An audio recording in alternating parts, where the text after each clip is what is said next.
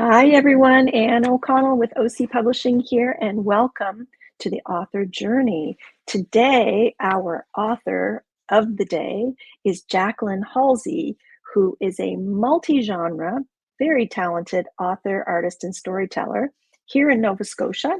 We're getting a run-on of Nova Scotia authors, which is very exciting because that's where I am, and we have a very vibrant literary community here. So it gives me a lot of pleasure to bring Nova Scotia authors onto the show. She currently lives with her husband Ray and rescue cat Piper in a 90-year-old house overlooking Halifax Harbor. When not writing, she spends her time renovating the old house, biking, and enjoying the local beaches. She sits on the board of the Friends of McNabb's Island Society and takes part in the massive McNabb's Island annual beach cleanup. During the summer months, she leads groups of visitors on interpretive hikes around the beautiful storied island. She particularly likes telling ghost stories. We'll have to find out what her favorite ghost story is. She has written 6 children's books, and her next one coming soon is Joe Cracker. It's about Herring Cove teen who rode through a storm to rescue survivors of the wreck of the Tribune, coming out sometime soon. So we'll have to have her come back. But I spent the last couple of weeks really familiarizing myself with some of her stories, and I have read, and we'll talk about all of them, but here's one, Piper, which is a wonderful story, kind of intense. So we'll dive into that when we talk to Jackie. I also had Blue Nose Adventure. How beautiful is that? And The Terrible, Horrible, Smelly Pirate.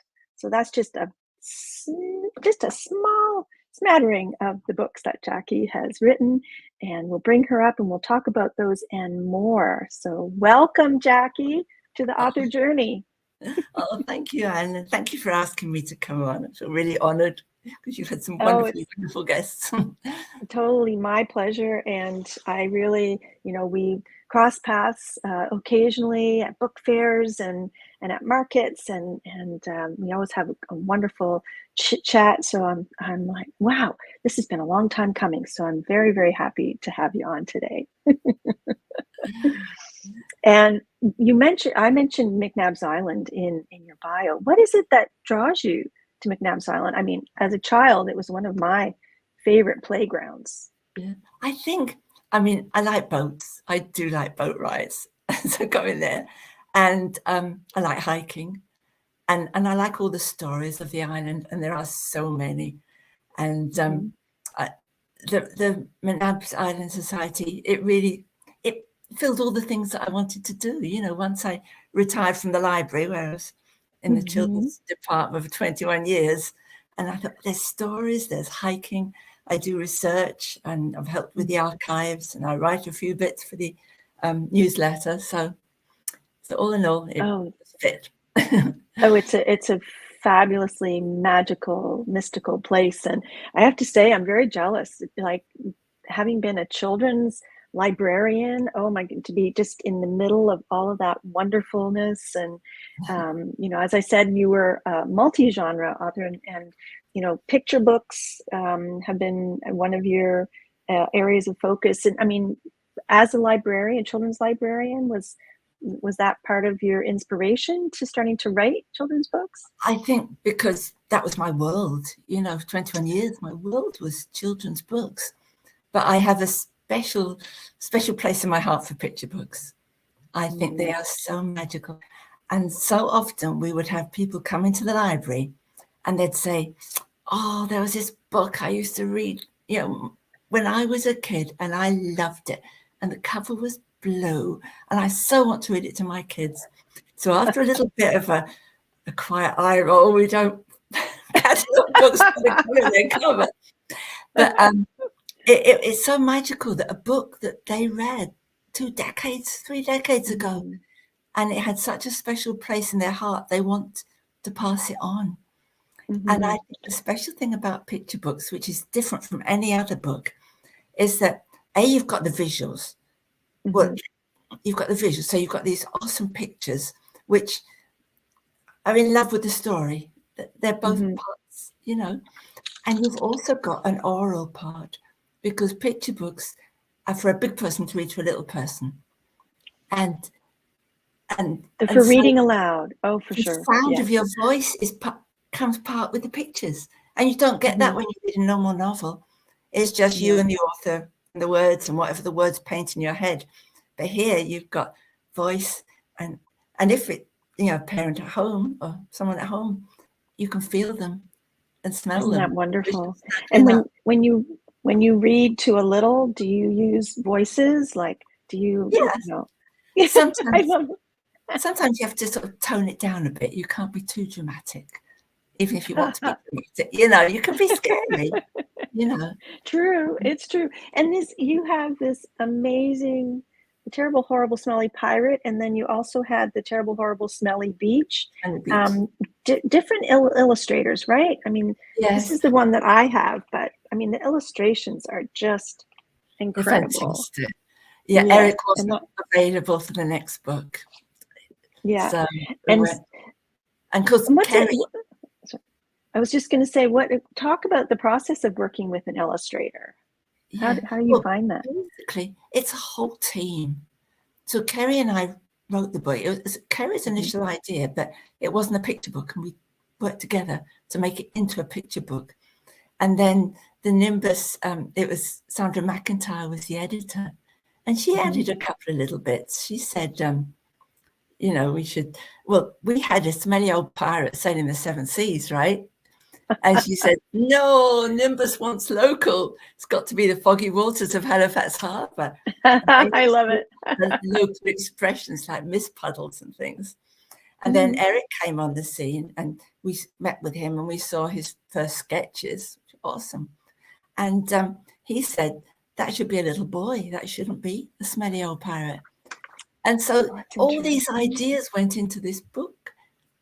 This teamwork, and we've sold over 20,000 copies.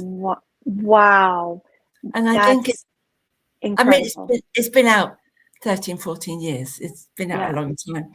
But that's still impressive. It used to be nearly every gift shop in the province had Smelly Pirate in it, I don't think the Terrible Horrible Smelly Beach is quite so popular. It does have an environmental theme and a McNabb's Island theme.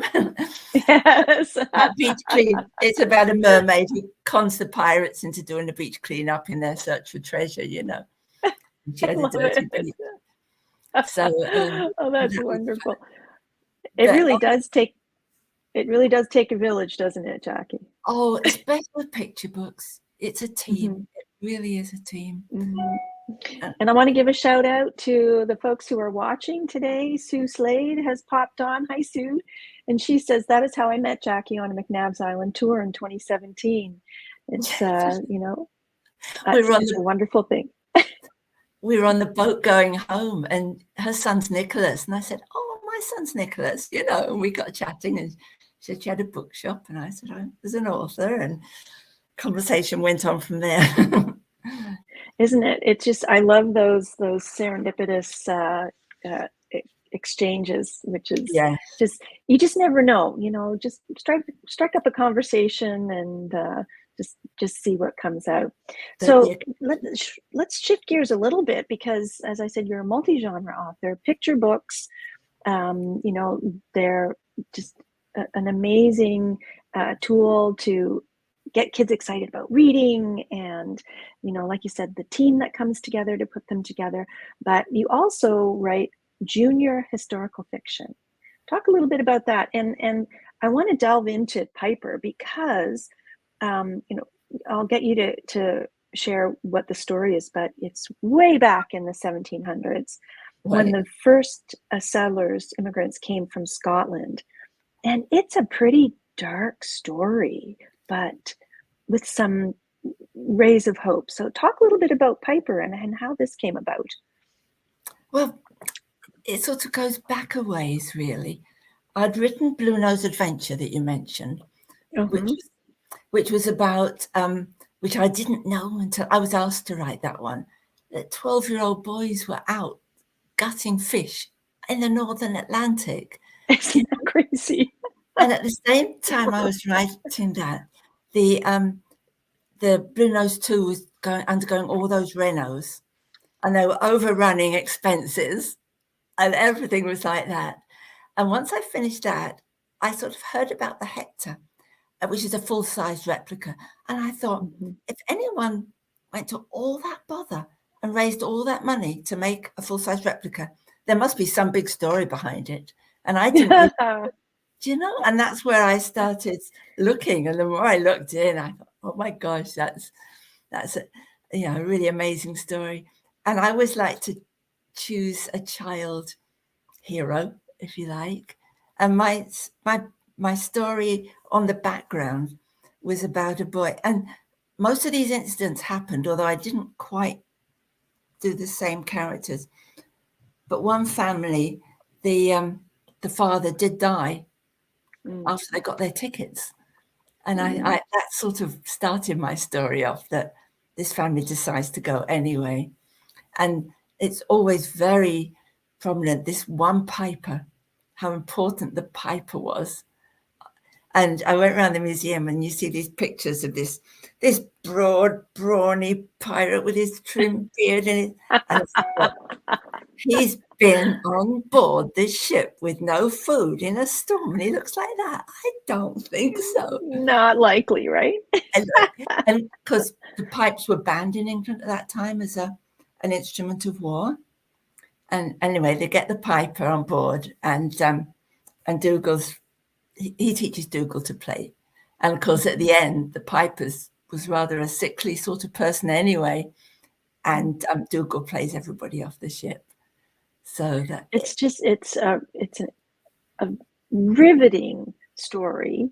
Oh, and, you know, whether you're a history buff or not, and whether you're, you know, we are in Nova Scotia, and the story is about, you know, immigrants coming from Scotland to New Scotland, New Coast. And we talked a little bit about backstage about how you hone into a character and build the world around them. So you were saying the history is the backdrop. It's the character, the main character. And what I loved about Piper is you don't shy away from the tough side of making an Atlantic crossing, especially in the 1700s, in a leaky boat, right? Yeah. You know, but also, and the illness. At the same time, the news is full of people in boats trying to get to a new land, isn't it? And that's today. That's not 200 or 300 years ago. And that sort of was in my head about these people making these perilous journeys. And, you know, in Piper, I thought that family, it's like going to the moon. They're never coming back. Yeah. You know? And I mean, I'm an immigrant, but I knew I can hop on a plane and go back to my home country whenever I want. Yeah. Just save up money. I felt the same. Yeah, I lived as an expat for, 23 years, and it didn't matter where in the world we moved, and we moved to some really distant places. I always knew I could come home. Yeah, exactly. Right? But if you go to Mars or you go to the New World, you can't come back. Yeah, the New World. And that's big. Yes. And this young boy, Dougal, the main character, was 12, and his father had died, and he and his mother and 3 sisters boarded this boat, and one was just a little baby. And, you can just well imagine, below decks was treacherous, and there was illness. And so, I mean, how do you research a book like this? Mainly from going to, I had a grant from Access Copyright, and I stayed 2 weeks in Pictou, so I did a lot of my research on site, Well, but and I always think the best books have got a choice, and because the mother's a sort of healer, and she tells the kids not go down in that hold. We stay up on deck, And then, of course, when there's this massive storm, he's got to make this decision because he's in charge of the family. Does he take them down below? Which, of course, he had to. And then, the kids always have to solve the problem. And at the end, it's a bit of stone soup. They're making they've run out of food and they're using any scraps they can find for the stew. So that's a bit of stone soup. It's brilliant. It really is. It's a gripping read. It was, you know, a page turner for me. Okay. But of course, I'm a history buff as well. So you know, it's like I'm of course drawn to stories that I also want to read. Now, talk a little bit about Explosion Newsy, which is another one of your books, and about the wow factor. About the wow. That you like to look at the wow in all of your stories when That's, you know your main characters or your heroes are the unsung heroes, the everyday people. heroes. Yeah. And there's so many everyday heroes that you never know. Well, I was asked to do Blue Nose because it was meant to be 4 books on not 4 books by me, but on child workers, which was not, I mean, there's lots of overseas child workers, but that's a different culture. I would never go there. This is, and then I was asked to do another one. Can I think of another child worker? And the first thing that came to mind was those newspaper boys, you know, on the corners. Read all about it. Extra. That came to mind. And the newspapers used to come out more than once a day.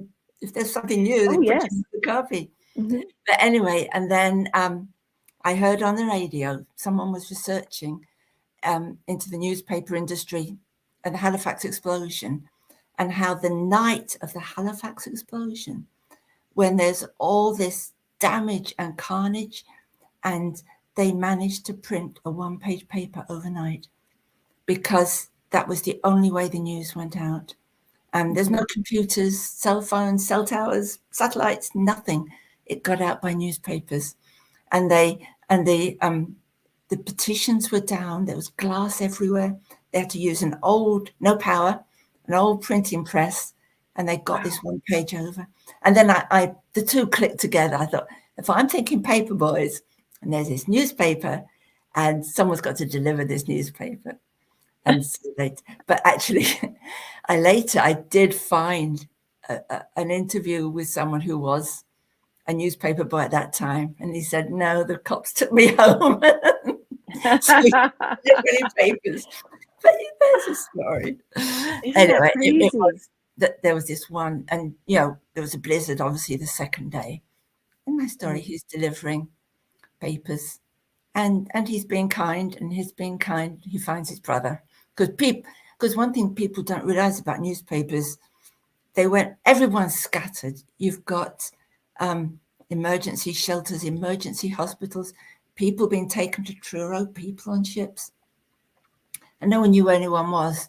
And the newspapers would go around and write lists of where people were, you know, including the mortuary. And so he's delivering the paper, which seemed, he's the worst newspaper boy ever. And he thinks his job is rubbish.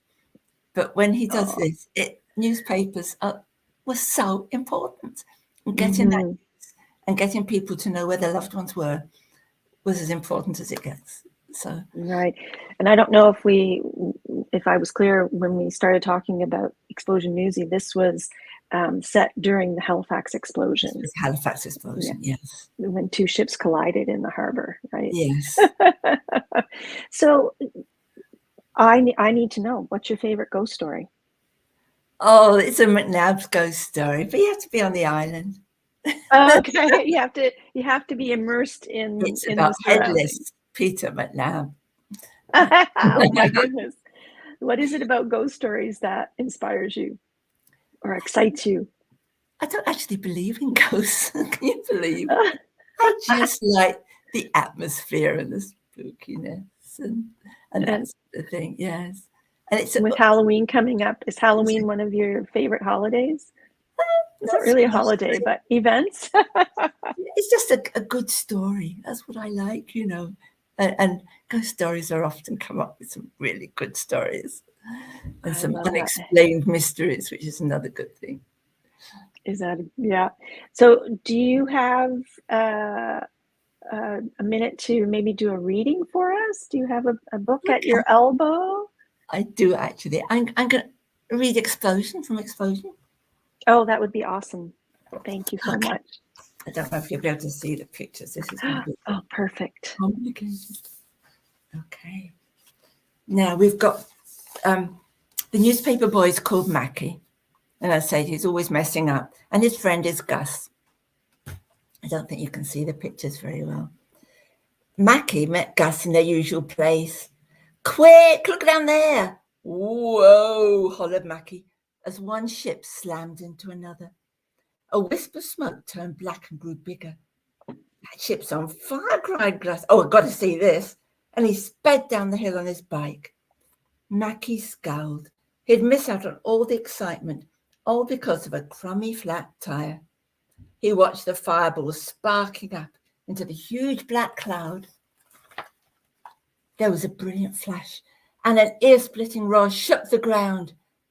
Mackie woke in a daze. He sat in the sooty rain, flinching as small pieces of hot metal fell on him. Cripes, Gus, what happened? And then he remembered. Gus had biked down to the harbour. They're gorgeous illustrations. Jumping over fallen telegraph wires and uprooted trees, Mackie ran down the hill after his friend. Half the city was gone, and the rest flattened or on fire.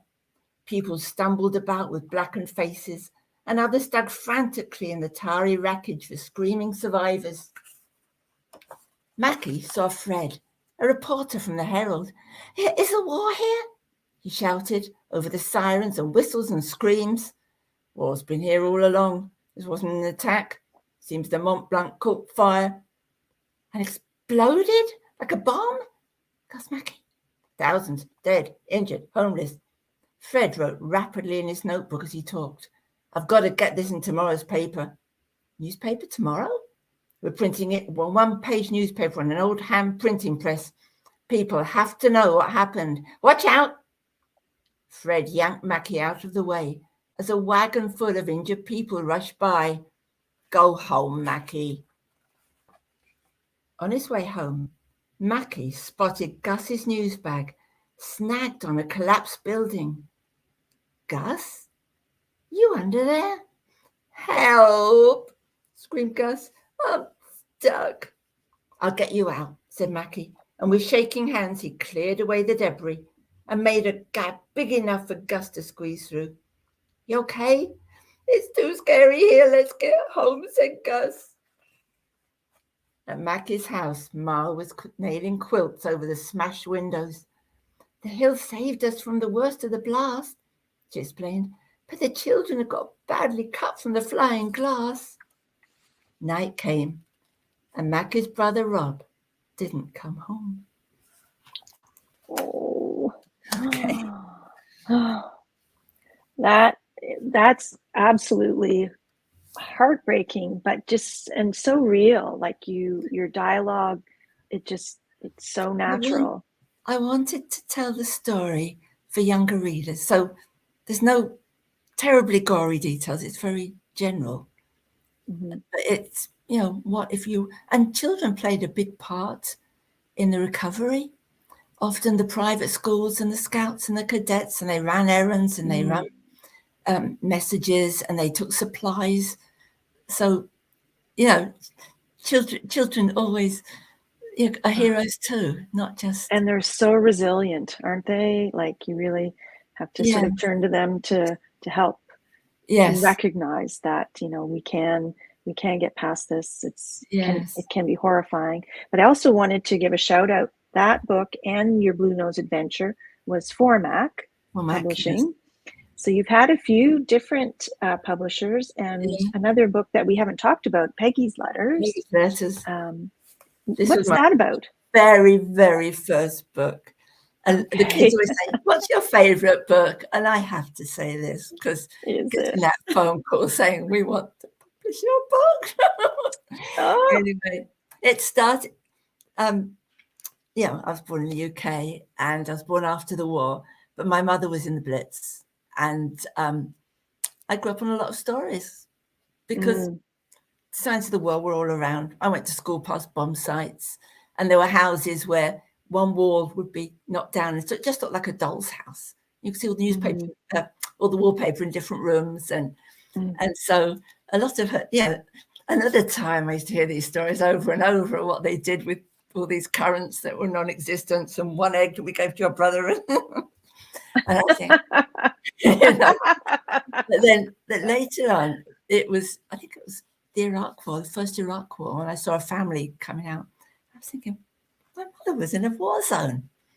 And so anyway, these are some of her stories. And one of the ones was everyone used to queue up for food, line up for food all the time. And if one neighbor heard that their store had certain foods in, she'd tell everybody. And so the first line of the book, just going to read you one line. News travels fast in our street. It flies over garden fences and sings along washing lines.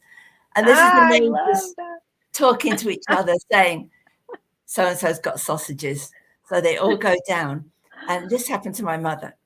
She went shopping, and one of these doodle bugs, this was after the Blitz, that they're rocket bombs from occupied France and Holland, and they'd come over and make terrible screaming noise, and then suddenly the engine would cut out and it would fall. And they were arbitrary. They weren't targeting anything. So she said those were the scariest things. Anyway, they could hear one of these, and my brother was a baby in the pram, and the butcher pulled my mum in the back of the shop while this thing went over. And so that's how I started, because to me, it brought home that in war zones, nothing is ordinary. Even just going to the stores to get something is extraordinary. And so I made this as a picture book called Three Sausages, and sent it to Orca, and they liked it, and they put it, there were 6 books going to the committee, and Peggy's letters got voted off the island. It didn't make it. And then she said, why don't you turn this picture book into a chapter book? And I was lucky enough to get a mentorship program from the Writers' Fed. Mm-hmm. Noreen Smiley was my mentor, and that was the first chapter, and we went on from there. And so it's that's a wonderful story. And I was going to ask you, what the process is to securing a publisher for you. So I mean, how did that? It's just sending out and sending out. And it's funny because when you look at the things you sent out at the beginning, you think, oh my God, how could I have sent that out? It's rubbish. You get better as you go, right? It's the same with everything, isn't it? The more you do. And I have to say, one of the best things that I've ever done is be part of a writers group where everybody is supportive, and we're not our writers group, we're not harsh critics, but we're encouraging, and we kind of nudge people when it's not quite right. Yeah, and needs cutting a bit. And I think that's wonderful advice, to new authors that are listening and learning from, other authors' journeys to, get together with other writers, have a regular writers group, join Writers Fed. You mentioned the mentoring program at Writers Federation of Nova Scotia. Yes, there are workshops on everything. So, that's fantastic. And so if people want to reach you, you were saying the best way is for them to join you on Facebook. You have an author page, facebook.com, Jacqueline Halsey. And Jacqueline's books are, of course, on all the online retailers, but in most local bookstores, many of them. And libraries, of course. Yes, check out at the libraries. We love our libraries.